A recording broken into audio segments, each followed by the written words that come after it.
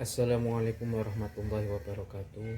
Baiklah, di sini Bapak, saya atas nama Ditya akan menceritakan kembali tentang sejarah Kerajaan Cirebon pada masa pra-Islam. Sejarah Cirebon pada pra-Islam atau sebelum Islam dapat ditarik dari abad ke-3 sampai ke-4 Masehi. Cirebon menurut naskah negara Kertabumi pada masa ini merupakan bagian kekuasaan Kerajaan Tarumanegara. Kala itu di Cirebon telah berdiri Kerajaan Indraprasta di wilayah Sumber. Kerajaan tertua di Cirebon ini didirikan oleh Resi Sentanu, seorang resi Hindu pelarian dari India. Pada tahap selanjutnya, selepas runtuhnya Kerajaan Indraprasta karena serangan Kerajaan Medang, atau kita sebut dengan Mataram kuno, di wilayah Cirebon telah berdiri beberapa kerajaan, di antaranya Kerajaan Singapura, Kerajaan Surantangka, dan Kerajaan Jayapura. Ketiganya merupakan kerajaan bawahan Galuh dan Pajajaran. Sebelum berdirinya kekuasaan politik Islam di bawah kepemimpinan Sunan Gunung Jati, wilayah Cirebon dapat dikelompokkan atas dua daerah, yaitu daerah pesisir disebut dengan Cirebon Larang dan daerah pedalaman yang disebut Cirebon Girang. Cirebon Larang adalah sebuah daerah bernama Dukuh Pasembang dan Cirebon Girang adalah Lemah Wungkuk. Dari Cirebon Larang atau Dukuh Pasembangan, Cirebon Larang mempunyai pelabuhan yang sudah ramai dan mempunyai mercusuar untuk memberi petunjuk pada tanda berlabuh kepada perahu-perahu layar yang singgah di pelabuhan yang disebut Muara Jati atau yang sekarang disebut dengan Alas Konda.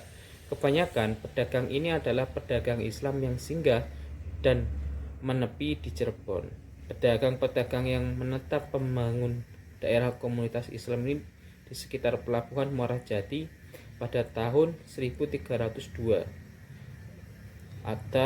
dan 1389 Masehi di pantai Pulau Jawa yang sekarang disebut Cirebon. Ada 3 daerah otonom bawahan Kerajaan Pajajaran yang diketuai oleh Mangkubumi, yaitu Singapura, Pasambangan, dan Japura. Setiap daerah memiliki pemimpin sendiri. Singapura dikepalai oleh Mangkubumi Singapura.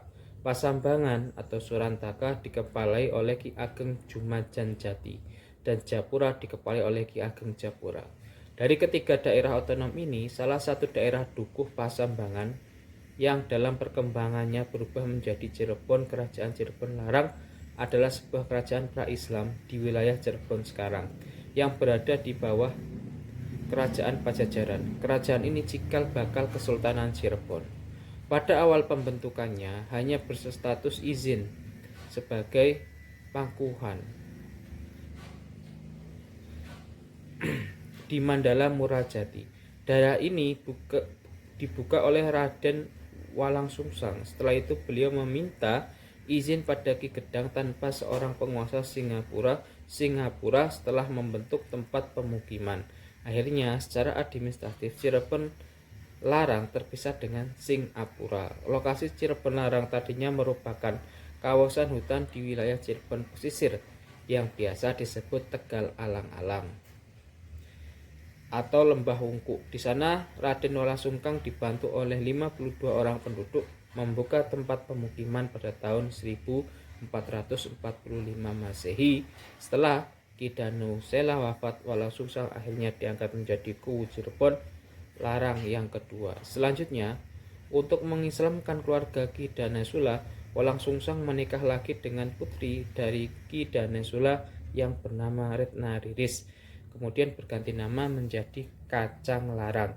Dari pernikahannya kali ini, Walangsungsang dikaruniai seorang putra yang bernama Pangeran Cirebon.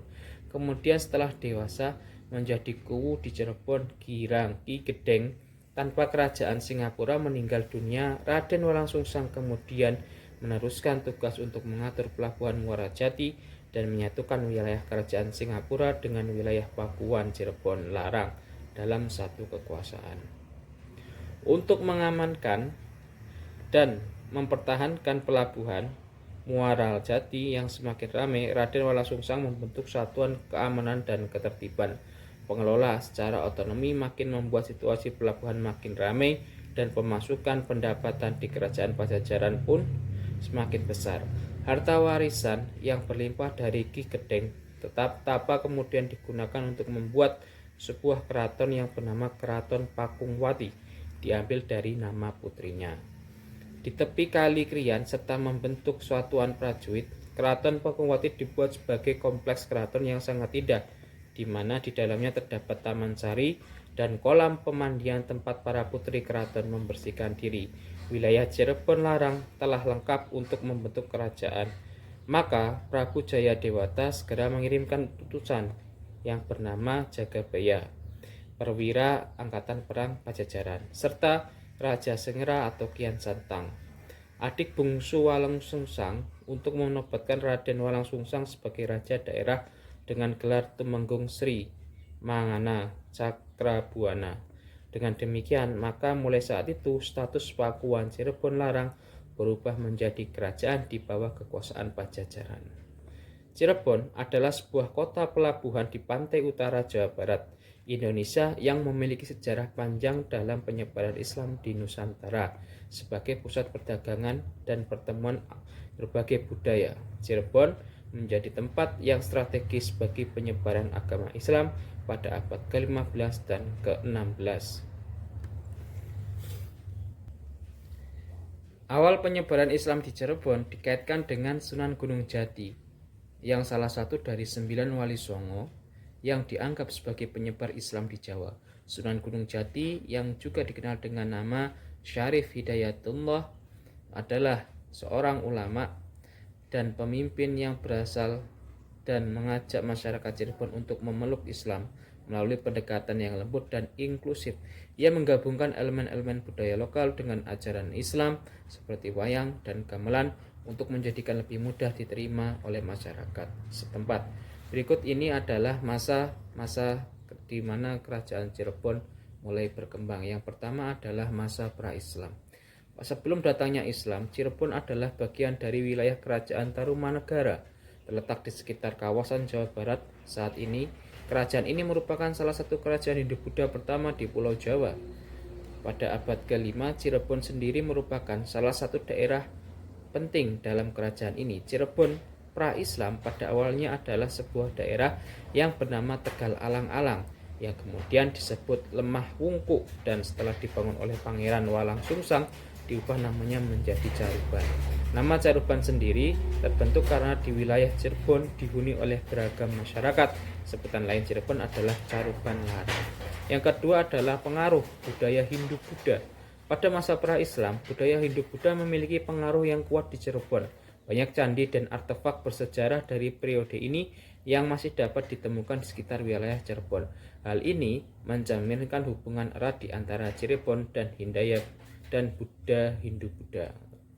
Yang ketiga adalah masuknya Islam. Masuknya agama Islam ke Cirebon terjadi pada abad ke-15 melalui pengaruh perdagangan dan penyebaran agama. Salah satu tokoh penting dalam sejarah Islam di Cirebon adalah beliau Syekh Datul Kafi, yang dikenal sebagai salah satu wali songo. Dia memainkan peran penting dalam penyebaran Islam di wilayah ini. Dengan masuknya Islam, Cirebon mengalami perubahan yang signifikan dalam berbagai aspek kehidupan. Agama Islam membawa pengaruh besar dalam bidang agama, budaya, dan politik, yang kemudian membentuk identitas Cirebon yang kita kenal saat ini. Yang keempat adalah Kerajaan Cirebon dan peran Kesultanan dalam penyebaran Islam. Kerajaan Cirebon didirikan oleh Sunan Gunung Jati pada tahun 1445 dan menjadi salah satu kerajaan Islam pertama di Jawa. Kerajaan ini terdiri dari beberapa kesultanan yang saling terkait, termasuk Kesultanan Cirebon, Kesultanan Kesepuhan, dan Kesultanan Kanoman. Di sini, para ulama dan mubalik mengajarkan ajaran Islam, mengembangkan ilmu pengetahuan, dan menyebarkan seni dan budaya Islami. Beberapa masjid dan pesantren yang didirikan pada masa itu masih berdiri hingga saat ini, seperti Masjid Agung Sang Cipta Rasa dan Pesantren Kerapiak. Yang terakhir adalah warisan budaya dan pengaruh Islam di Cirebon. Seiring berjalannya waktu, Cirebon menjadi pusat perpaduan antara budaya Islam dan tradisi lokal. Hal ini tercermin dari berbagai aspek kehidupan masyarakat Cirebon. seperti seni, arsitektur, dan kepercayaan. Salah satu contoh warisan budaya yang dipengaruhi oleh Islam adalah batik Cirebon. Motif batik Cirebon menggambarkan elemen-elemen Islam seperti kaligrafi dan geometri dengan simbol-simbol lokal yang mencerminkan kekayaan dan kebudayaan Cirebon. Selain itu, kesenian ini tari topeng Cirebon juga mengalami transformasi dalam pengaruh Islam yang menghasilkan tarian yang lebih sopan dan mengandung nilai-nilai spiritual. Demikian ringkasan dari kelompok 1. Saya akhiri. Wassalamualaikum warahmatullahi wabarakatuh.